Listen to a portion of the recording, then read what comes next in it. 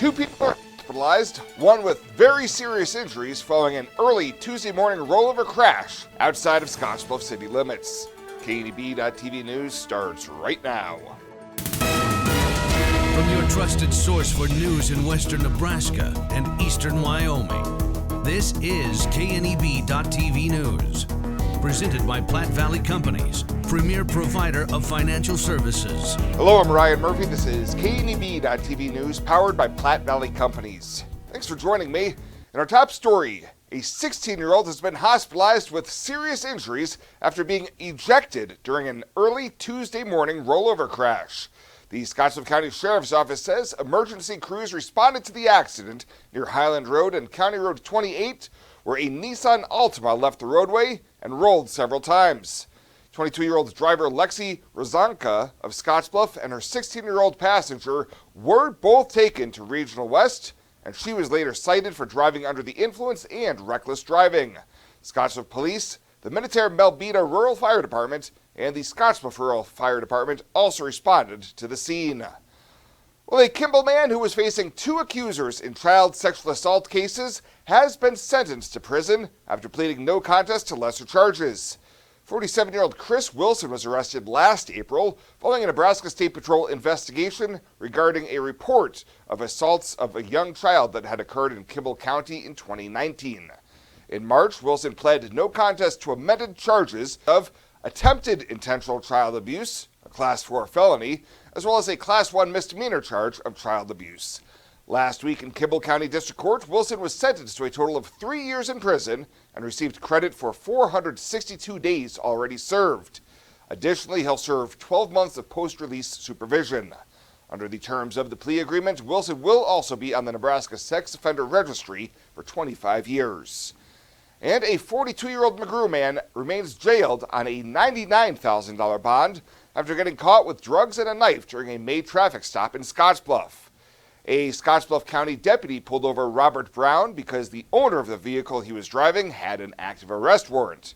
However, when they made contact with Brown, they found he had 21 grams of meth and a digital scale in his fanny pack, as well as a knife with a blade measuring 5.5 inches. On Friday in District Court, he was arraigned on charges of possession of meth 10 to 27 grams, possession of a deadly weapon by a prohibited person, and no drug tax stamp. Brown is scheduled to be back in court on September 17th for his pre-trial hearing. We'll have more news right after this.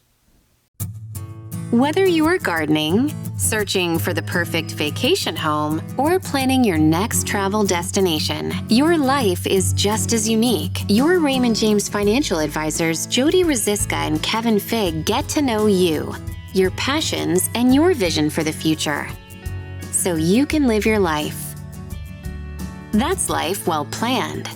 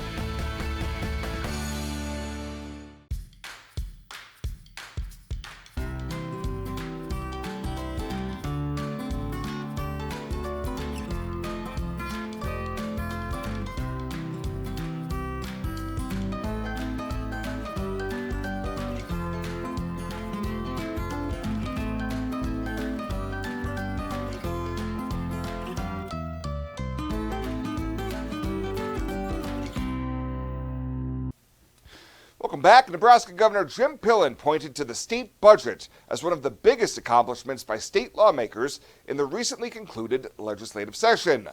Pillen answered several questions about the session during his monthly state radio program on Monday, saying that eliminating a budget deficit became necessary in order to reach a balanced budget. We started with the hole because the federal government They call it FMAP. It's a formula for Medicaid reimbursement. We found out the first part of November that we were getting dinged 3%, the highest of any state in the United States, because of our low unemployment and because we had some of the largest per capita income growth. So that was a roughly $430 million hole that we had to work, and we had to say no to lots of stuff and cut spending. Pillen says lawmakers passed a budget package that said no to certain expenditures, and they passed measures to protect kids, such as limiting high school and college sports participation to sex at birth and prohibiting cell phones in schools. And motorists in the city of Gering may need to make changes to their travel routes, with a closure taking place this week. Officials say staff will be working on the traffic signals at the intersection of 10th and U Streets beginning today, with completion expected by the end of the day Friday. They say U Street will be closed at 11th Street, but 10th Street will remain open with one lane in each direction. Drivers and pedestrians are advised to use caution when traveling in that area and to use alternate routes if at all possible. I imagined retirement in a place where we could enjoy our golden years, where adventure and friendship are the only items on the schedule. The Garden Homes at Northfield gives us the luxury we planned for and peace of mind when it comes to convenience, safety, and comfort. We never have to stop and think about the day-to-day upkeep. We love to explore abroad, but most importantly in our backyard. So much to do, so much to see. Here at Northfield, we get the protection of life care, incredible tax benefits, and secured rates for aging services. It's peaceful, knowing that if our needs change, we'll be taken care of. And most importantly, that our kids will never have to make any tough decisions. There never seemed to be enough time to do all the things we wanted. Now we get to focus our energy on enjoying what this community has to offer. At the Garden Homes, life is ours again. A place we had dreamed about. A chance to focus on us.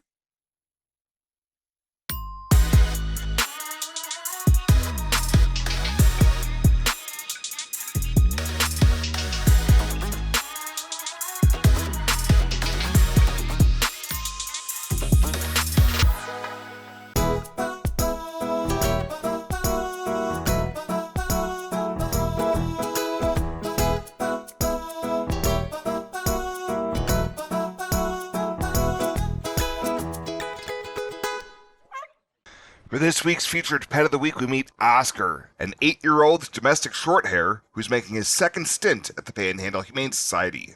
Staff says he was adopted several years ago, but unfortunately his owner passed away, and now he's heartbroken, waiting for another forever home. He's really a sweet boy and really needs a second chance at life. His adoption cost is just $35, and he is all up to date on his vaccinations, shots, he's microchipped, and he's neutered. To meet Oscar or any of the cats and dogs available for adoption, you can head on over to the Panhandle Humane Society daily from 1 to 4. This isn't just a beautiful hospital. It's the home to exceptional patient care. This is where specialty clinics meet your needs. This is where a friendly smile, a warm hand, and an empathetic ear exist to care for you. This is us. Box Butte General Hospital. Great things are happening here. Pet waste and water don't mix. Animal waste decomposes in water, releasing nutrients, which deplete the oxygen fish and other life need to survive and encourage harmful algae growth. Animal waste also has disease-carrying bacteria, making contaminated water unusable. It's easy to prevent pet waste pollution. Simply pick up your pet's waste and dispose of it in a trash can, and avoid letting your pets defecate within 200 feet of our community's waterways. Tri-City Stormwater reminds you it's our water, our responsibility.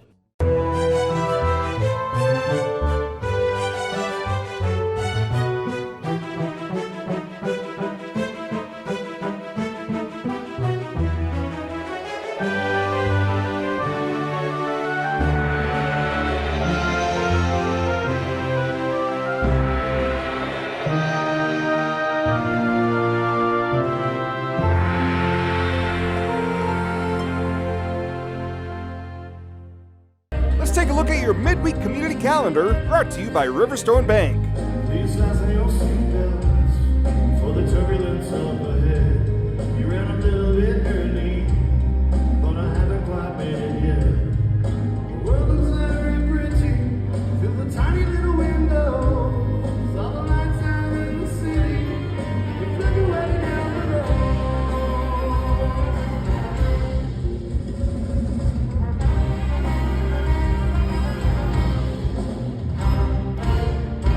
Working on the courthouse, candies in my hand. Thought you'd be here with me, took a different flight instead.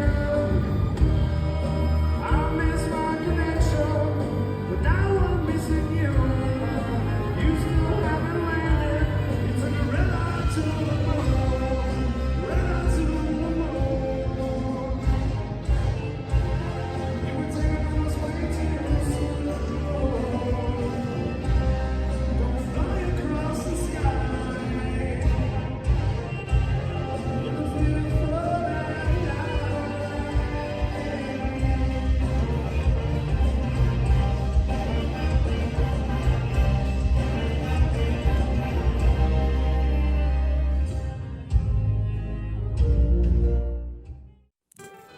The community calendar is brought to you by Riverstone Bank. We're local and we love our community. Welcome to Kelly's Liquor, your liquor cabinet. Whether you're a wine enthusiast, a whiskey sommelier, a tequila connoisseur, or you just love your beer, Kelly's has the best selection of what you're looking for. Family owned and operated since 1946 and right on 27th Street in Scottsbluff. Come see us today at Kelly's Liquor, your liquor cabinet. And remember to be a good neighbor. Don't drink and drive. Kelly's Liquor, West 27th Street in Scottsbluff. At Platte Valley Bank, we want to help you take advantage of every adventure. We know you have plans, goals, and dreams. Let us help you with them. Whether it is building, buying, or renovating, we have the home loan or home equity line of credit to fit your needs. Stop in and see us at Platte Valley Bank and let us help make your dreams a reality. You belong here. Platte Valley Bank, member FDIC, equal housing lender. And finally tonight, the National Pony Express Association's annual reride is moving through eastern Wyoming today, reigniting the spirit and memory of the historic Pony Express. This year, the reride is traveling eastbound from Sacramento, California to St. Joseph, Missouri, with an estimated 750 riders going 24 hours a day, carrying the mochila on a 1,966-mile, 8-state journey along the original Pony Express Trail. The reride is expected to hit the Nebraska-Wyoming line around 2:30 this afternoon in Lyman, before passing through the Scottsbluff National Monument around 4:45 p.m. The cavalry has an estimated time of arrival at 7:15 at Chimney Rock and will wrap up the day around midnight when they arrive in Sydney. Well, that does it for us this time. Thank you so much for tuning in. Stay safe out there, and we'll see you here next time.